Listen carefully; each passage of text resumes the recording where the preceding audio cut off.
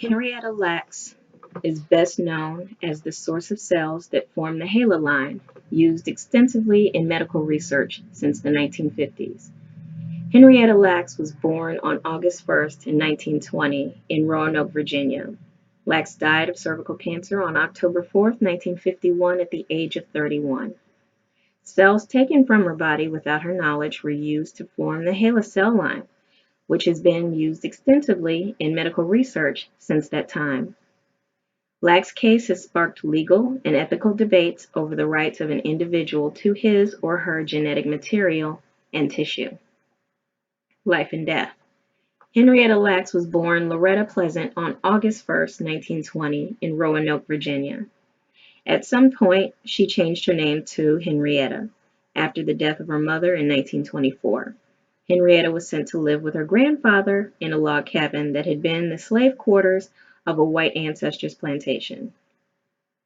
Henrietta Lacks shared a room with her first cousin, David Day Lacks, and in 1935, the cousins had a son they called Lawrence. Henrietta was 14.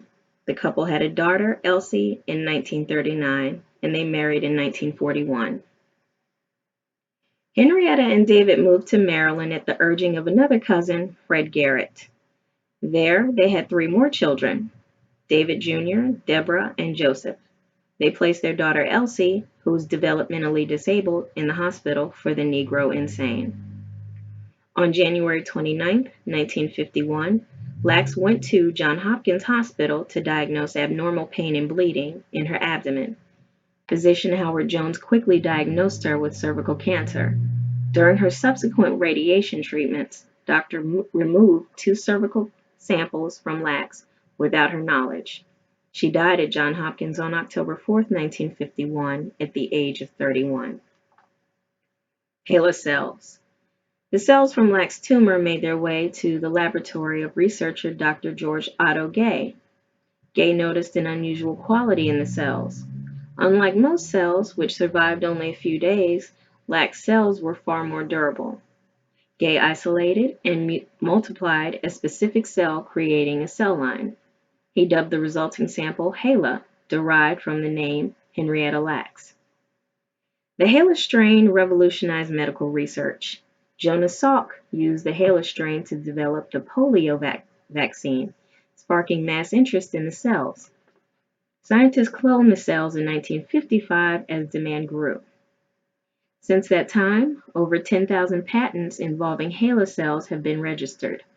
Researchers have used the cells to study disease and to test human sensitivity to new products and substances. Statement by Johns Hopkins about its use of HeLa cells. In February 2010, Johns Hopkins released the following statement concerning the cervical samples that were taken from Lacks without her consent. Johns Hopkins Medicine sincerely acknowledges the contribution to advances in biomedical research made possible by Henrietta Lacks and HeLa cells. It's important to note that at the time cells were taken from Ms. Lacks' tissue, the practice of obtaining informed consent from cell or tissue donors were essentially unknown amongst academic medical centers. 60 years ago, there was no established practice of seeking permission to take tissue for scientific research purposes. The laboratory that received Ms. Lacks' cells had arranged many years earlier to obtain such cells from any patient diagnosed with cervical cancer as a way to learn more about the serious disease that took the lives of so many. Johns Hopkins never patented HeLa cells, nor did it sell them commercially or benefit in a direct financial way. Today, Johns Hopkins and other research-based medical centers consistently obtain consent from those asked to donate tissue or cells for scientific research. Recognition. The Lacks family learned about the HeLa cells in the 1970s. In 1973, a scientist contacted family members seeking blood samples and other genetic materials, inquiries from the family regarding the use of HeLa cells, and publications that included their own genetic information were largely ignored. The case gained new visibility in 1998 when the BBC screened an award-winning documentary on Lacks and HeLa. Rebecca Skloot later wrote a popular book on the subject called The Immortal Life of Henrietta Lacks.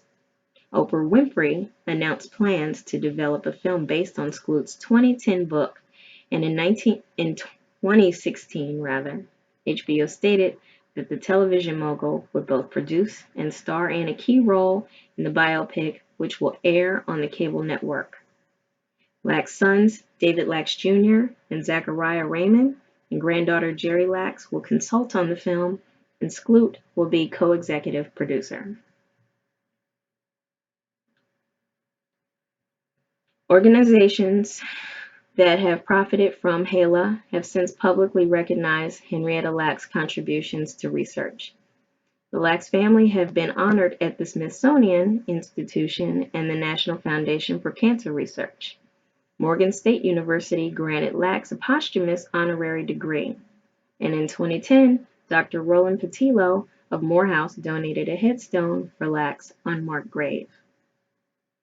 Legal and ethical implications. The HeLa case has raised questions about the legality of using genetic materials without permission. Neither Lacks nor her family granted permission to harvest her cells, which were then cloned and sold. The California Supreme Court upheld the right to commercialize discarded tissue in the 1990 case Moore v. Regents of the University of California. In 2013, German researchers published the genome of a strain of HeLa cells without the permission of the Lacks family.